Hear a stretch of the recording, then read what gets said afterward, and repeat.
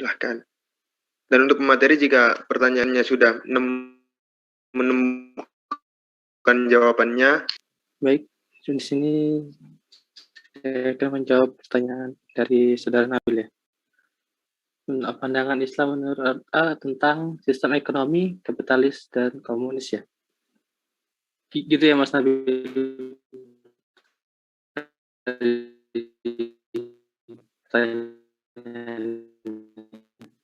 Ya. Kurang lebih gitu. Jadi rakyatnya kalau ada yang punya modal banyak, jadi semakin keuntungan semakin besar. Jadi mungkin apa ya, kurang merata lah jadi kekayaan negara itu.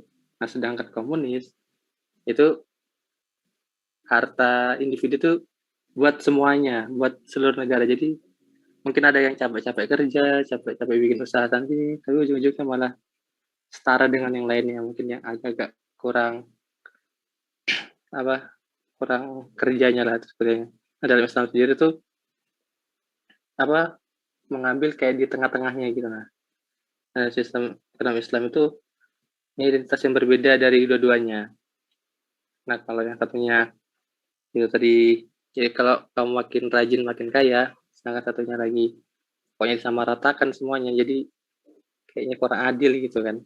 Nah, dalam Islam sendiri tuh mungkin kesetaranya lebih ke keadilan. Jadi kan misalnya gini, contohnya misalnya ada pembagian harta nih ya, misalnya dari pemerintah. Nah, dari pemerintah itu misalnya ada orang kaya, orang kelas menengah, sama yang orang miskin. Nah, sama pemerintah itu bukan dikasih misalnya 1 juta semua, orang kaya dapat 1 juta, orang kelas menengah dapat 1 juta, orang kelas bawah dapat 1 juta, tapi didasarkan kebutuhannya. Jadi misalnya orang kaya dianggap cukup, maka menurut Islam tuh jadi mungkin orang kaya ini malah diminta sumbangan gitu untuk membantu yang kelas bawahnya lagi, agar ekonomi negara tersebut menjadi merata, menjadi adil. Jadi dalam hal ini Islam itu lebih mengoreksi kembali sistem kapitalis dan komunis tersebut. Jadi lebih disempurnakan lagi, jadi sistem yang adil dalam arti sesuai kebutuhan lah, bukan disamaratakan semuanya. Seperti itu Mas Andi. Ada tanggapan? Oke, bagaimana Mas Nabil? Berarti tidak menyetujui salah satu daripada itu ya. Iya tepat. Dia nggak setuju dengan kapitalis, nggak setuju dengan yang komunis, tapi kayak dicari titik tengahnya gitu nah. Lebih disempurnakan lagi. Jadi mungkin kelebihannya yang kapitalis diambil, digabung dengan kelebihannya yang komunis itu. Gitu Mas Ami. Baik, terima kasih atas pertanyaan dan tanggapannya. Bagaimana, apakah pertanyaannya sudah memuaskan dari jawabannya dari? Ya, bisa, sudah.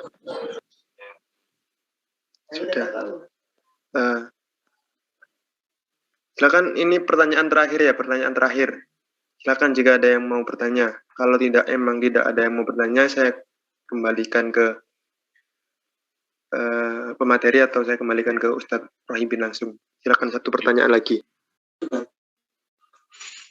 Mas izin bertanya. Oke, silakan Mas Fawaz Zulkifli. Terima kasih sebelumnya untuk para presenter yang sudah sangat baik menjelaskan ya. Ini pertanyaannya kan ini gini. Ketika pada zaman Nabi Muhammad, ketika pada kaum Quraisy atau pada sebelum masa Nabi lahir itu, apakah ada sebuah nilai implementasi terkait stratifikasi sosial? Nah, semisalkan ada sebuah nilai implementasi stratifikasi sosial, apakah pada zaman itu juga ada sebuah permasalahan-permasalahan yang muncul terkait stratifikasi sosial itu? Gitu. Bagaimana? Oh, itu sudah. Terima kasih. Oke, terima kasih pertanyaannya dari Mas Fawaz Zulkifli. Silakan dari pemateri langsung menanggapi, karena waktunya juga udah mau habis.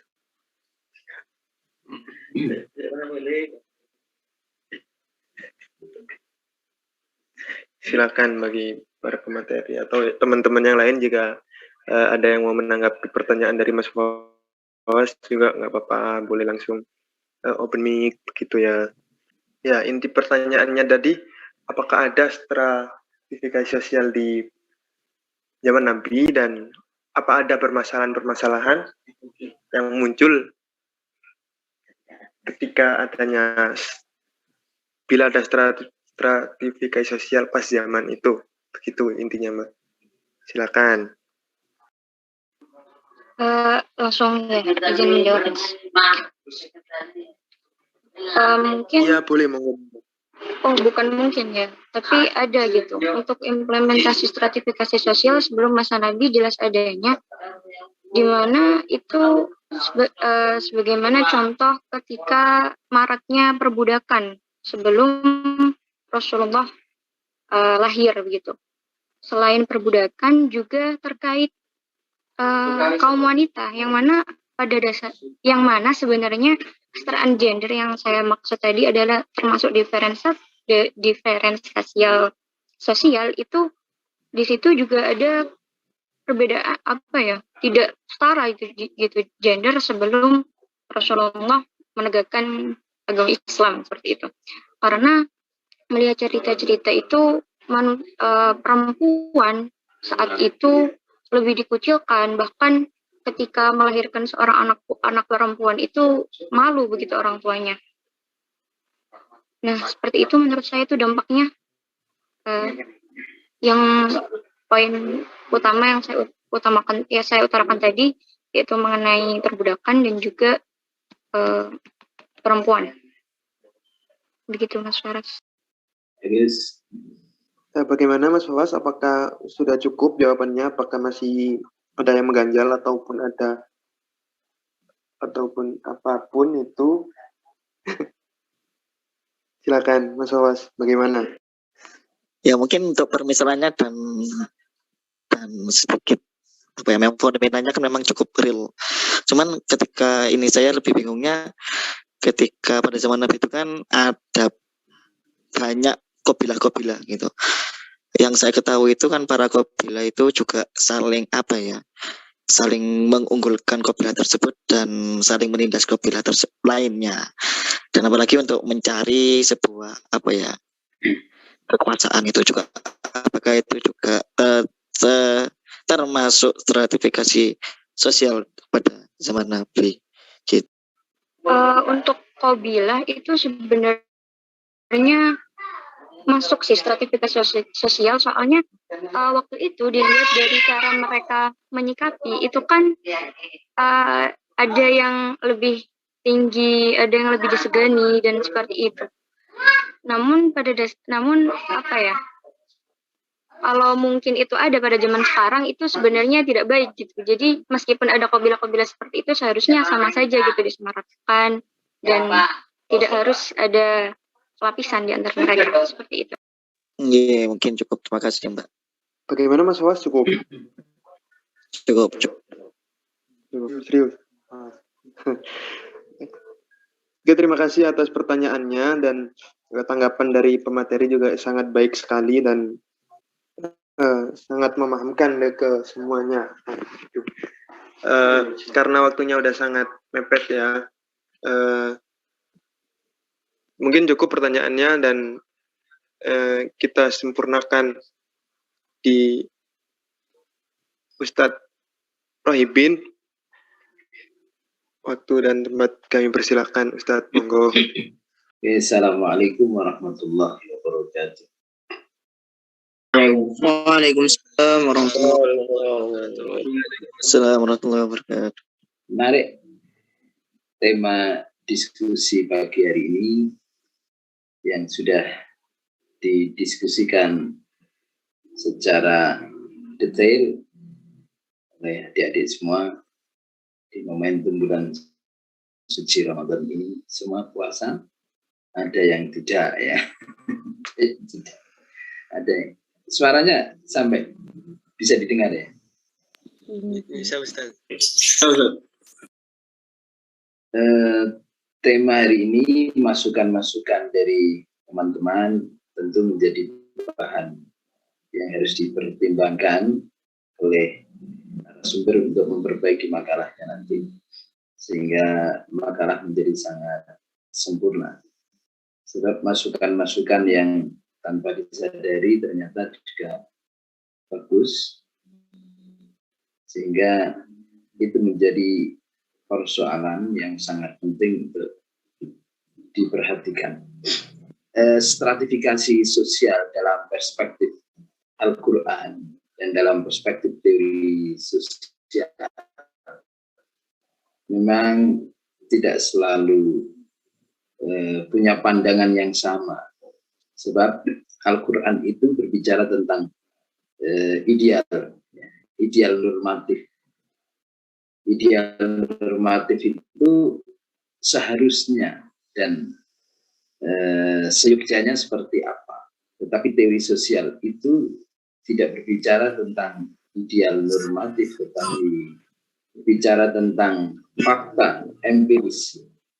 Fakta empiris itu bahwa di dalam konteks Islam, stratifikasi sosial di dalam perhelatan perjalanan sejarah dimulai dari Nabi sampai sekarang ini, ternyata stratifikasi sosial dalam Islam itu juga tumbuh subur berkembang. Nah, sementara dalam kacamata Al-Quran, stratifikasi sosial itu tidak ada. Karena stratifikasi sosial itu secara normatif idealis. Dalam kacamata Al-Quran itu mesti ditiadakan. Seperti apa yang disampaikan oleh Mbak Al-Fikni tadi, bahwa stratifikasi sosial atau lapisan sosial itu tidak boleh ada, karena akan melahirkan sebuah pengabdian, akan melahirkan sebuah penghambaan. Atas bawah itu akan melahirkan penghambaan. Bagi orang yang berada di bawah, pasti dia kemudian menghambakan kepada yang ada di atas. Lalu atas disebut sayyid, tuan, yang bawah kemudian disebut al-amah, budak atau abdul. Padahal manusia itu boleh menjadi abdun itu di mata Tuhan saja dalam kacamata Islam. Dia tidak boleh menjadi abdun di mata sesama. Kalau di mata sesama, dia statusnya sama. Yang membuat tinggi rendahnya derajat manusia itu bukan diukur dari aspek materi, bukan diukur dari aspek status sosialnya, jabatannya, tetapi diukur dari aspek agama, diukur dari aspek keimanan dan ketakwaan. Islam baru memperbolehkan untuk menghargai orang yang tingkat ketakwaannya tinggi. Tentu ketika orang memuliakan orang yang lain, itu alasannya adalah ketakwaan. Bukan memuliakan orang lain alasannya status sosial, alasannya ekonomi, alasannya pangkat, alasannya jabatan. Itu tidak boleh. Jadi bagi orang Muslim, status sosial, pangkat, jabatan, prestis sosial, macam-macam itu tidak boleh dipegangi menjadi sebuah elemen yang penting membuat dirinya itu terhormat, tidak boleh. Tetapi ketakwaanlah sebagaimana yang disebutkan di dalam surah Al-Hujurat tadi, inna akramakum indallahi atqakum, sesungguhnya yang paling mulia di antara kalian di sisi Allah adalah takwanya. Bukan karena nisbah, bukan karena pangkat, bukan karena nasab, bukan karena kabilah, bukan karena ras, bukan karena warna kulit, bukan karena warna bentuk rambut, postur tubuh, lalu jenis kelamin. Semuanya itu diciptakan oleh Tuhan berbeda-beda di dalam rangka memperkaya hazanah hazanah pengetahuan yang bisa mensupport dinamika prestasi ketakwaan seseorang. Kalau dia menjadikan perbedaan itu menjadi ajang memperkaya hazanah yang bisa mensupport terhadap dinamika prestasi ketakwaan, lalu kemudian dia menjadi takwa karena persoalan dia sangat arif dan sangat bijak, memahami perbedaan, menjadi sebuah toleransi yang sangat kuat, menjadi sebuah keterbukaan yang sangat kuat, antara satu dengan yang lain saling menghargai, saling terbuka, saling melengkapi, saling memberi, dan tidak sebaliknya saling konflik, saling menghina, saling mengejek karena merasa dirinya lebih tinggi daripada yang lain, mempertimbangkan bahwa nasab, ras, kemudian warna kulit, itu dianggapnya menjadi sebuah elemen penting untuk menilai dirinya lebih tinggi. Nah, itulah yang tidak diperkenankan di dalam Islam, karena perbedaan-perbedaan itu dicipta oleh Allah dalam konteks memperkaya hazanah, lita'arufu, untuk betul-betul mengenali secara mendalam di antara mereka, hingga melahirkan kearifan dan kebijakan yang bisa mensupport dinamika ketakwaan seseorang. Jadi itulah nisbah. Nisbah itu penisbatan. Jadi orang itu tinggi derajatnya bukan dinisbatkan karena suku, bukan dinisbatkan karena nasab, bukan dinisbatkan karena jabatan, karena kepangkatan, karena jenis kelamin.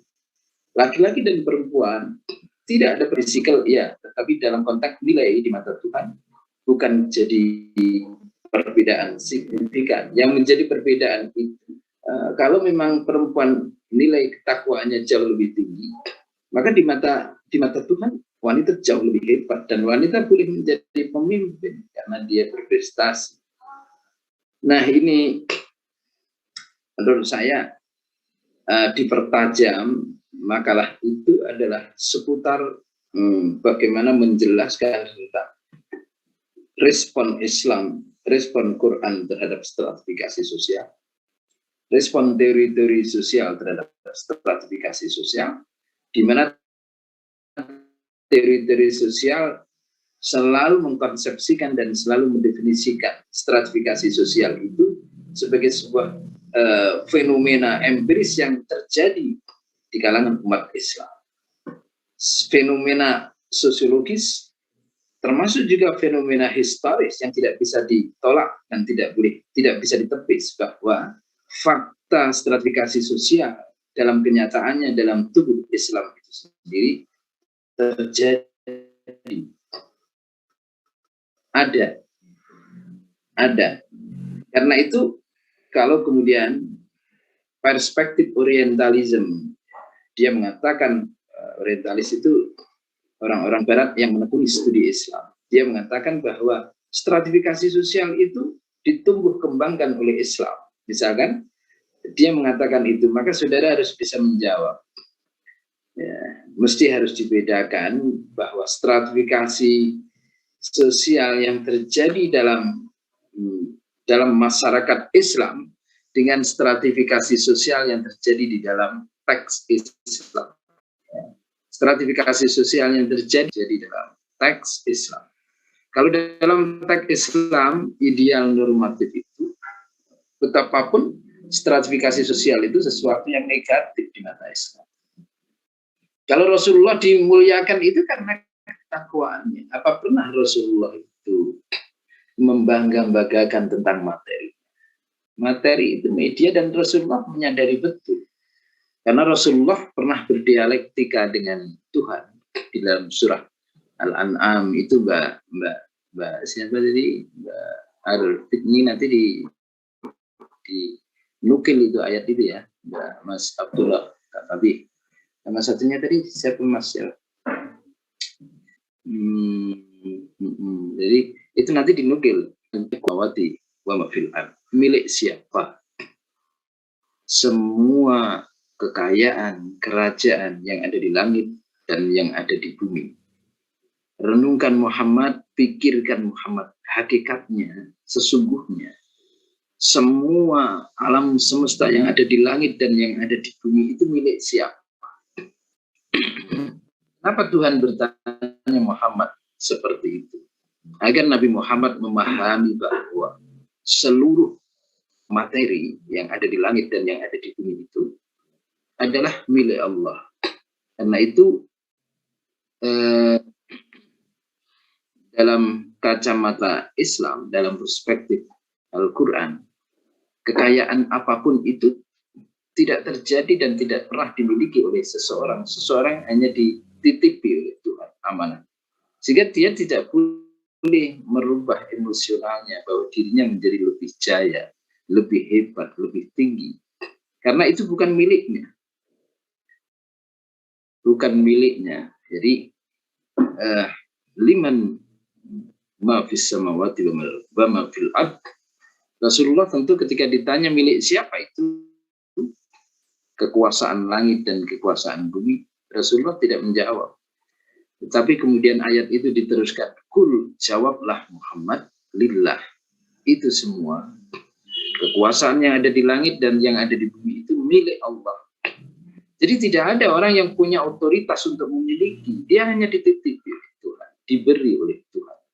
Dia tidak punya prestasi untuk melahirkan kekayaan itu, tetapi dia adalah orang yang diberi. Karena orang yang diberi tidak boleh kemudian dia merubah kepribadiannya seakan-akan dia menjadi malikul mal, pemilik harta itu, sehingga dia kemudian seakan-akan sebagai orang yang memiliki otoritas yang sangat besar. Tidak boleh. Jadi seberapapun besar pemberian Allah, rezeki Allah yang diberikan kepadanya, tidak boleh merubah tatanan emosionalnya, sehingga yang sebelumnya lemah misalkan kemudian menjadi kaya, lalu ada perubahan sikap. Ini tidak boleh. Jadi artinya Tuhan telah mengajari kepada kita bahwa manusia itu tidak boleh mengabdikan dirinya kepada manusia, tetapi manusia itu hanya boleh mengabdikan dirinya kepada Tuhan. Artinya apa? Inilah yang dalam teori Asghar Al-Engineering itu dia mengatakan ada tauhidun nas, tauhidullah. Tauhidullah itu pengesaan, hanya Allah semata yang disembah. Kalau tauhidun nas itu artinya adalah penyatuan manusia, artinya manusia itu satu, manusia itu sama. Semua umat manusia itu di mata Tuhan sama. Yang membedakan adalah ketakwaannya. Jika dalam perspektif Islam tidak ada stratifikasi sosial. Nah, kalau ternyata di dalam sebuah fenomena sosiologis dan historis tercover di dalam teks ayat Al-Quran, ada fenomena perbudakan, ada fenomena apa itu yang diceritakan Al-Fitni tadi, menguasai kaum perempuan, itu bukan hanya berbeda jenis kelamin, tetapi berbeda status sosial. Memang fenomena sosiologis terjadi, fenomena historis terjadi. Jadi perempuan di mata laki-laki tidak ada apa-apanya. Disitulah kemudian lahir satu sistem di masyarakat Arab itu yang disebut dengan sistem patriarkis, menempatkan laki-laki sebagai apa itu Maradona kalau sepak bola, jadi komandannya. Tapi kekuatan kedua, wong wingking, perjalanan historis, perjalanan sosiologis, wanita itu berada pada posisi menempati pos-pos strategis, pos-pos publik tidak ada. Tapi wanita selalu berada dalam pos domestik, keluarga. Tidak lebih dari itu. Dan itu pun sudah diangkat derajatnya oleh Islam. Tapi kalau kita melihat sebelum Islam, betapa sebenarnya perempuan itu sangat berada pada posisi second power tadi. Jadi berada sangat di bawah, karena itu tidak muncul dalam historis, dalam sosiologi. Hanya pelengkap penderita. Maf'ul, bukan fa'il. Itu wanita. Nah, fenomena itu kenapa tercover dalam Islam? Memang Islam adalah agama yang praktek kohesivitas sosialnya tinggi. Islam adalah rahmatan lil alamin, memberi kasih sayang kepada seluruh alam. Tidak mungkin Islam itu lalu konflik dan dan konfrontasi terhadap fenomena budaya, fenomena sosial yang terjadi sebelum Islam. Tidak mungkin konflik, karena itu Islam berupaya untuk mengadaptasi, Islam berupaya untuk merangkul, Islam berupaya untuk menyayangi semua fenomena sejarah, fenomena historis, fenomena sosiologis, fenomena empiris yang terjadi qabla Islam. Karena itu fenomena perbudakan itu dipotret oleh Islam. Bukan berarti Islam lalu itu dianggap setuju. Tetapi ini menjadi ibrah, pelajaran yang sangat berharga bahwa di dalam perjalanan historis dari sejarah sebelum Islam, sejarah Islam dan sejarah setelah Islam, ternyata dinamikanya luar biasa. Bahwa apa yang direkam di dalam Islam, di dalam Al-Quran itu bukan menggambarkan bentuk setujunya Islam pada praktek sosial, praktek historis itu. Tetapi Islam ingin mencontohkan, mengabarkan, dan menginformasikan bahwa dinamika kehidupan manusia itu seperti ini dan di mana peran Islam sebenarnya. Artinya apa? Perbudakan memang direspon oleh Islam, diadaptasi oleh Islam, dan kemudian di-cover, diabadikan di dalam Al-Quran. Tetapi perbudakan sebagai sebuah fenomena sosial qabla Islam. Jadi jangan anggap bahwa budak itu dibentuk oleh Islam, bukan.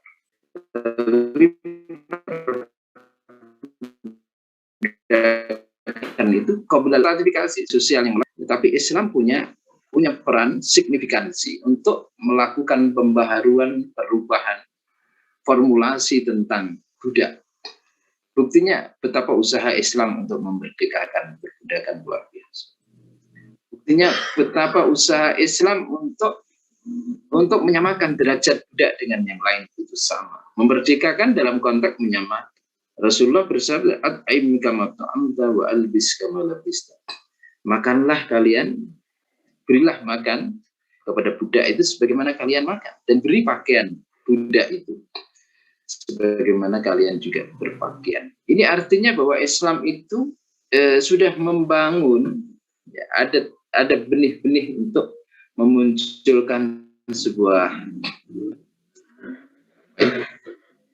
kohesivitas sosial yang kemudian mencerminkan persamaan hak dan persamaan derajat.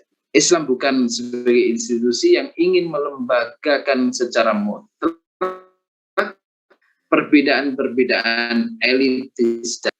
Agar apa? Agar orang tidak mengabdikan dirinya kepada orang lain. Sebab orang yang mengabdikan dirinya kepada orang lain itu musuh Islam. Mengabdikan dirinya kepada orang lain itu dalam bahasa Islam itu asyirku, syirik. Lagi-lagi syirik itu adalah bentuk dosa besar, paling besar di mata Islam. Karena itu tidak mungkin Islam lalu membiarkan umat Islam satu atau manusia satu mengabdi kepada manusia yang lain. Tidak mungkin Islam membiarkan itu. Tetapi Islam pasti memusuhi itu dan meniadakan. Karena itu perjuangan untuk pembebasan itu adalah konsep yang paling detail dan paling fundamental di dalam Islam. Memerdekakan manusia itu adalah ujung utama garapan Al-Mithaq Al-Madaniyah, perjanjian Madinah itu yang ditekankan oleh Rasulullah, sehingga ada toleransi, ada perbedaan, penghargaan pada yang berbeda, keterbukaan, persamaan derajat, ya, keadilan. Itu konsep universal Islam yang tidak bisa ditinggalkan, dan itulah yang upaya untuk membangun destratifikasi sosial. Upaya untuk menghilangkan stratifikasi sosial. Sampai jam berapa? Kuliahnya sampai jam berapa? Halo? 9.50. 9.50.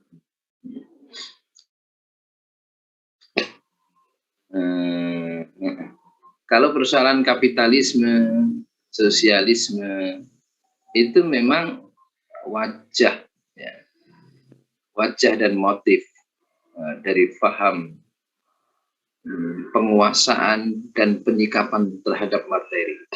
Jadi kelompok-kelompok kapitalis itu kelompok-kelompok yang tentu dari kapitalisme itu memang akan tumbuh elitis dan populis. Yang itu Marx, ya, David Hume, teori-teori tentang dialektik, gitu, mengkritisi antara elitis dan populis itu cukup kuat, dan Islam tidak butuh itu. Karena konsep Islam itu, materi itu milik Allah. Tapi diberikan kepada manusia itu diberikan amanah, dan kalau itu sudah diberikan oleh manusia, dia berhak ditarik lagi oleh Allah. Kita harus ridho. Sekedar, Pak. Dan ketika itu sudah berada di tangan manusia, Islam sudah mengatakan bahwa materi yang ada di tanganmu itu sebagiannya adalah hak orang lain. Di situ artinya kapitalisme berbeda pandangan terhadap Islam. Nah, persoalan hak orang lain di mata kapitalisme itu adalah berbeda pandangan. Kapitalisme tidak demikian jalan. Sementara sosialisme, ini komunisme itu cenderung sosialis, karena ada hak yang sama, milikmu adalah milikku. Jadi itu kemudian menjadi tidak tanggung jawab. Kemalasan mungkin akan terjadi di mana-mana. Orang yang malas pun statusnya sama dengan orang yang beretos kerja. Tetapi dalam konteks Islam, karena kepemilikan itu diberikan ruang, tetapi sekunder yang kedua sadar betul bahwa itu milik Allah. Karena itu tidak ada kecongkaan, kesombongan. Sekalipun dia memiliki harta banyak, tidak pernah terjadi apa yang disebut dengan mutakabbir, sombong. Karena dia telah dikritik betul oleh Islam, oleh Al-Quran. Yang boleh sombong itu hanya Allah. Siapapun, karena kesombongan itu selendang Tuhan, pakaian Tuhan. Yang boleh sombong hanyalah Allah. Ini artinya apa? Tauhidun nas tadi. Jadi manusia itu satu, sama. Gak ada yang boleh sombong antara satu dengan yang lain. Karena dia tidak punya apa-apa, yang punya adalah Tuhan, Allah. Jika kesombongan lalu kemudian digeser dan dimiliki oleh manusia, dalam hadisnya kan, maka manusia itu akan diseret oleh Tuhan dan dimasukkan di dalam nerakanya Tuhan. Sebab kesombongan itu akan menjadi kufur. Mutakabir yang berlebihan itu menjadi kufur, dan dalam pentas sejarah pernah kita saksikan Abu Jahal itu lalu kemudian dia mengatakan, ana rabbukumul a'la, saya adalah sebagai Tuhanmu yang paling tinggi. Kenapa dia mengatakan itu? Kapitalisme ini, stratifikasi sosial yang sudah pada tataran elitis. Bahayanya orang elitis dan populis itu lalu kemudian memunculkan eksistensi dirinya itu adalah menggeser posisi Tuhan baru. Ilahan jadidan, fatakunu ilahan jadidan. Engkau akan menjumpai ada Tuhan-Tuhan baru. Karena di sana ada Sayyid dan di situ ada Abdul. Di sana ada populis dan di situ ada elitis. Itulah sebenarnya banyak sisi yang Islam itu mengkritik, mengkanter, bahkan mendekonstruksi terhadap apa yang disebut dengan stratifikasi sosial. Sehingga esensinya, idealis normatifnya sebagaimana yang digambarkan oleh Al-Quran, yang namanya stratifikasi sosial itu tidak ada. Sekalipun orang-orang orientalis itu mengatakan Islam setuju dan Islam respon terhadap stratifikasi sosial, yang mereka lihat itu adalah fakta historis. Dan fakta historis itu sebenarnya bukan sebuah fakta yang dicipta di dalam internal Islam itu sendiri. Dan fenomena stratifikasi sosial adalah sebuah deretan sejarah yang terjadi sebelum Islam, lalu kemudian masuk di dalam Islam, karena Islam memang memiliki sifat kohesivitas sosial yang cukup tinggi, perekat sosial tidak bisa konflik. Karena itu apapun yang terjadi sebelum Islam dirangkul dan kemudian dilakukan formulasi, rekonstruksi, reorientasi, rekonstruksi, reformulasi. Terjadilah perubahan-perubahan dan mengarah pada ideal normatif sebagaimana yang dikehendaki oleh Islam. Alaysa hakadha? fahimtum kullah yata'allaq bi mada ad-darajat, lapisan al-istimaiyah, tentang lapisan-lapisan sosial, kama arafna yani indal Quran wa inda an-nadariyah al-istimaiyah. Wa in qara'tum yani al-kutub al-maktubah bil arabiyyah aw al-injiliziyah hunaka masadir katsira, hunaka an-nadariyah al-katsira tata'allaqu bi an-nadariyah allati ta'i aw al-darajah al-istimaiyah fil mujtama. Wama qad fahimna anifan as-sabiq, apa kita pahami yang di depan tadi, ya dulu menggambarkan ala anna al-Islam la yuwaffiq, tidak setuju biwujudi at-tartib al-istima'i atau ad-darajah al-istimaiyah allati takun fil mujtama. Bentar juga maaf. Oh ya, hati-hati ya. Islam yumkin ma syarahtu yata'allaqu bil tartib al-istima'i allati kanat yani fil mujtama, fa fahitu huna faqat. Wa in wajadtumuni su'alan hal tatafaddalu an tuqaddimu aw indama qad intaha al-waqt nahnu sawfa nastamir ila al-usbu' al-qadim. Jaza alaikum an tastakhdim yani bil lugha al-arabiyyah, ba'as, boleh menggunakan bahasa Arab, bahasa atau mungkin bil lugha al-injiliziyah, bahasa nawi'ah dan min al-masadir, wa hadhihi al-masadir la takfi yani akhadna min al-masadir al-arabiyyah fahasb, bal ahyanan min al-masadir al-injiliziyah. Fikri Islami, fahimta? Insyaallah Ustaz. Insyaallah. Arifni, fahimti, li ziyadati maqalatikum wa ashabikum anifan, yani Mas Kafabi Abdullah, fahimta? Aina akhina Abdullah Kafabi?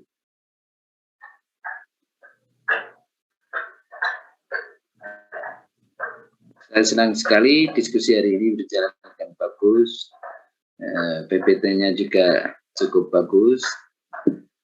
Saya senang ada teori-teori sosialnya, cukup punya referensi dan teori-teori Al-Qur'annya, bagaimana Al-Qur'an mungkin perlu diperkaya kacamata Al-Qur'an dalam memandang stratifikasi sosial, saya setuju, Al-Hujurat, tapi mungkin bisa diperkuat lagi dari teks Al-Quran yang lain yang menggambarkan bahwa Islam, boleh hadis juga boleh, bahwa Islam itu anti terhadap stratifikasi sosial. Syukran jazilah ala ihtimamikum, in wajadtumuni al-mukhti'an, al-'afwu minkum. Assalamualaikum warahmatullahi wabarakatuh. Waalaikumsalam warahmatullahi